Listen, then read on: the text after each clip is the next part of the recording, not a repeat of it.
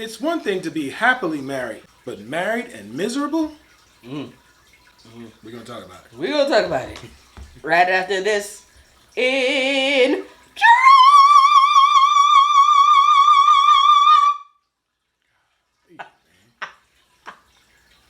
I was feeling it today, I swear. I bet you would.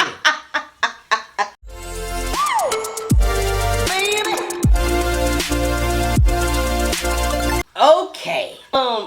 You know, we have been married 11 years. We've been together for 13 years. Right. And online people come for us. Oh, y'all ain't been married long enough. Blah, blah, blah, blah. But listen, we both have been married before.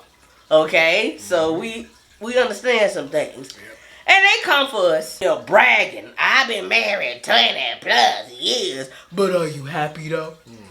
Huh? Are you happy though? Huh?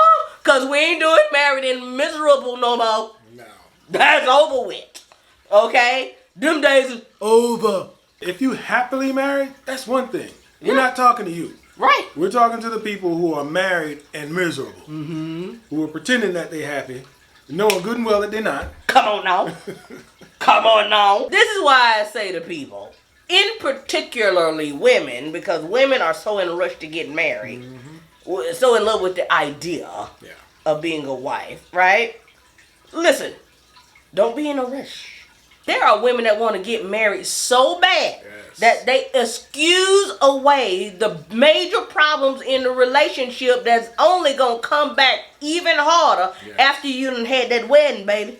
You got married knowing that there were major problems in your relationship and wonder why nothing has changed. You accepted those problems the moment you said I do without solving those problems first. Yes. You get what I'm saying? Yeah, and the problem is that you keep excusing away the problems and not addressing them. The key to solving these things is addressing them. You have to step up and say something, because if not, us men, we're just going to continue doing what we do. Uh-huh. Or if it's a woman, she's going to continue doing what she does because you ain't said nothing. Uh-huh. Now, it's never too late to say something. Now, they probably going to be like, listen, you ain't say nothing in the beginning. Uh-huh. You knew who you was getting marrying. Uh-huh. But you can always change, and people do change. And so if you want the relationship to evolve, you got to say something. You have to address it. Speak up. Mm-hmm. It's difficult to do it after the fact. It is. You get what I'm saying? I mean, it can be done if you have a person that is willing to listen and willing to make changes. But if you got somebody that's stubborn and you have messed around and wanted a ring so bad that you ignored the problems, they gonna probably remain. You can raise the stakes. You can always let them know, listen, this has got to change. Yeah.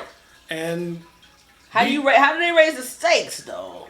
Raising the stakes means there's going to be consequences if the person doesn't change. What's the consequences? The consequences can be you leaving.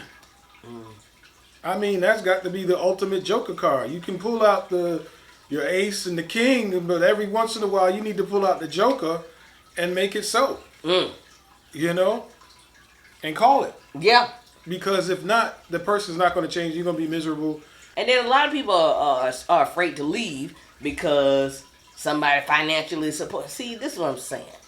Financially supporting them, financially supporting the kid. Listen, I'm going to call it like I see it. A lot of guys don't want women to make money because they want to have that kind of control. Yeah. So that you can't just up and go. Yeah.